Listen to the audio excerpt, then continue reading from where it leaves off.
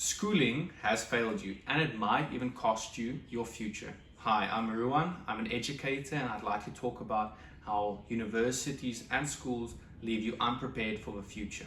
Now, there are three main ways that I think that schools and universities fail you. The first one is they create what I call reactionary learning. The idea that you react to what someone else prescribed to you. Think about learning in school and university. When was the last time that you learned something because you were interested? Now, I think many people would struggle to find at least one time. The reason for this is because think about how it's set up. You are given a syllabus, you're given problems to solve by your teacher or your lecturer, and these are the things that will be presented to you and are put forward as important. And then you always have to react to what they tell you is important. You have to learn what they say and what they think is the best for you. Now, in some ways, this is good because obviously the teacher and the lecturer should be an expert in the field, but that still doesn't take into account your interests. And because of this, learning becomes rewired in your head, redefined as something where you have to answer the question that someone presents you. You know, learning and success is not something that is compatible with the real world then. You don't develop a self-starting mindset about solving problems. The second issue is you don't develop goal-setting ability or skills. You are kind of stuck in this problem where, like I said, you've always reacted to what you need to learn, and now when you are interested in something, you don't know how to go about learning it. And unfortunately, goal setting is kind of like building a muscle. This idea of achieving things that you try and do, it's not a natural thing, it's something you learn, kind of like walking, and you have to do it more and more until you're able to do it more effectively. Eventually you run and you can achieve as many goals as you want, obviously time permitting. The third problem here is that education is uniform. People are taught the same content typically, and in schools we give you a specific syllabus, and in university you're presented with a syllabus of work that the teacher or the lecturer tells you have to learn. And the problem with this is it kills curiosity, because you are told that this is the important content and anything outside of that is just going to be a waste of your time. And slowly but surely, you become less and less curious about different topics and things adjacent to the syllabus. Because again, you care about getting a good grade, so why would you study and spend your time on things that aren't related? It only makes sense. Now, it's worth mentioning that having a curriculum and a syllabus set out for you is good in some ways, because many people, they need a foundation to be built for them to be able to learn other stuff more effectively. If I'm interested in why flowers will move towards sunlight throughout the day, like a sunflower, it might be useful for me to understand what a flower is or how light works and all these different things. If I don't have the foundation, it might be difficult for me to answer that question effectively. Now, the biggest problem, I think, and why this is something we need to solve, is because the real world will not have mercy for you. And what do I mean by this? The real world doesn't package problems the way that university or schools do. It presents problems to you, and sometimes you don't even know what the problem is. You just know what the context is. Someone has this issue, and because this is your job, you have to figure out how to help them. And the ability to solve problems, even when they're not well defined, is not something that is taught in school. Because a lot of times, as the person solving the problem, you have to decide what will the solution look like and how do I get there. Whereas in school, it's pretty clear. We tell you, this is the scope of a test, this is the resource you're going to use to learn it, and you're given this specific amount of time to solve it. And you just have to put in the work. But in the real world, that doesn't exist. And this ends up causing you a lot of issues. You end up drifting through life, going down the paths that people present to you. You go to university maybe, and you study a subject just because it was the easiest for you to get into, or because your parents wanted that. Or you might decide, I'm going to get this job because I don't know what else I want to do. And that's because you've never had the sense that you can decide for yourself. And a last thing I want to mention about why this is such a big problem is because it creates this sense of fear of failure.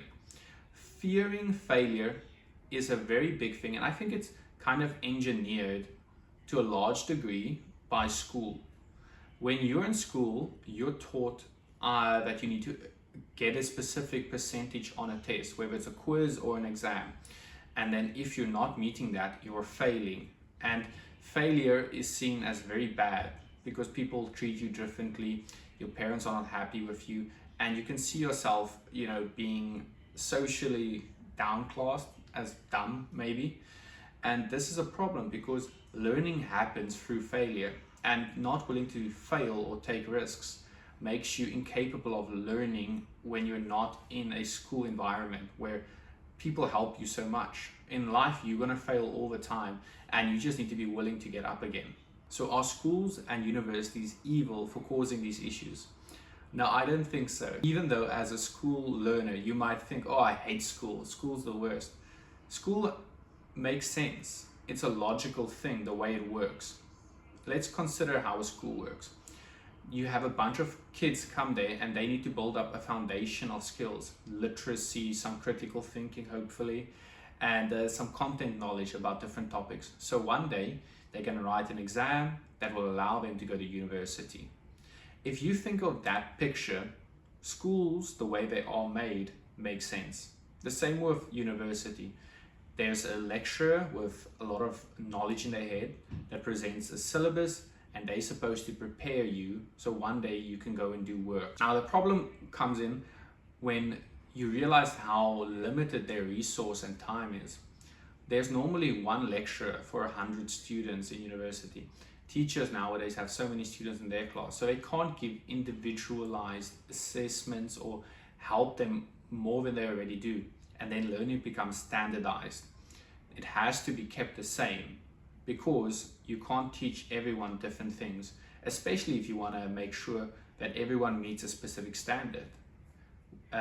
If you think about how society works, you need social credit in order for you to be accepted. When you finish high school, you write your final exams. The score you get on that determines if you can go into the university program you want to. And without having that social credit, no university would accept you. And if you think about it, it makes sense. Universities have so many people applying to them. What's the easiest ways to filter people out? Will you have them all come in for an interview?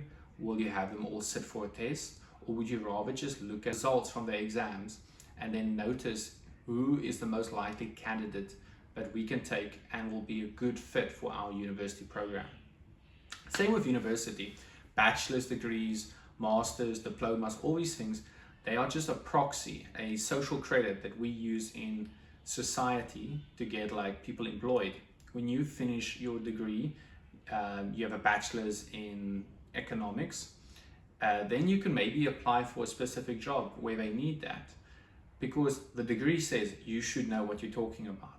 So all in all, are you screwed? No, I don't think you're screwed. I think there are two things here that's going to help. Number one, you need to realize that you can still learn goal setting and achieving things on your own. In fact, I would say that that's the only way that you can truly learn the skill, by doing it on your own. And the second thing is AI is forcing education to change in schools and in universities. This is because AI is making a written assignments and homework sets something that can be easily completed by AI. And that makes teachers and lecturers really incapable of assessing your ability until you come and write your written test. So many students will end up cheating throughout the term, and when they write their final exam, they either fail badly or they try and cheat. And this is not sustainable. I mean, this will either cause a generation of people to pass without knowing what they're doing, or to fail. And if you're a student nowadays, it feels so unfair if you try and be honest. If you're in university and you're trying to do your own work, you might be getting subpar assessment grades from your lecturer, where your classmates are cheating and getting great marks because they're not being caught. And it's it makes so much sense for you to do that as well. But the problem is learning only happens through struggling. So as long as you struggle, you are learning. But does it really matter the way it's set up right now? So I think schools and universities will probably have to change. There's like two options available to them. The first option is they double down on the traditional way of teaching or assessments, where we do written tests only. Homework isn't really seen as a reliable way of seeing if someone understands work anymore.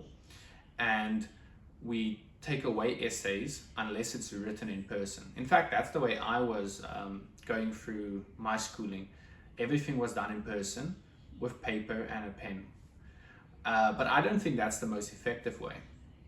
The second option, which is probably closer to, I think, reality, is people will adopt AI more and realize that the way of assessing will have to change. Somehow we're going to rely on different ways of assessing. I think maybe more like oral exams, projects, and case studies will be used as ways of predicting or measuring someone's skill or knowledge.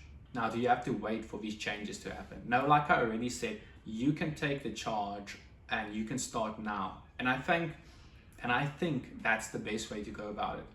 Learning by your own is the way to go, because when you leave school or university, that is going to be the only way you do learn. So don't wait for someone to change the curriculum or the method of teaching you. Adopt your method of teaching yourself now. So how would I start? Well, I would pick something I'm curious about, and then I would take 20 minutes a day. You know, start small, 20 minutes a day for, let's say, a month or a week, and just take that time every day and learn. Use the internet and use AI to help you.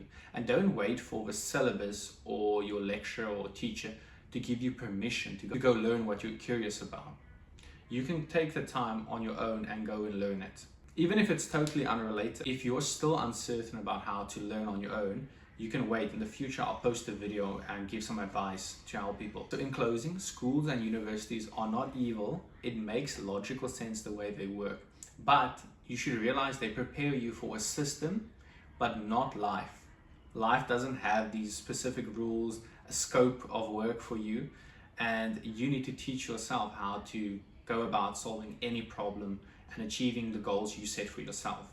If you're curious about learning more about neuroscience, balancing interest, and learning itself, please subscribe and follow for next video. Bye-bye.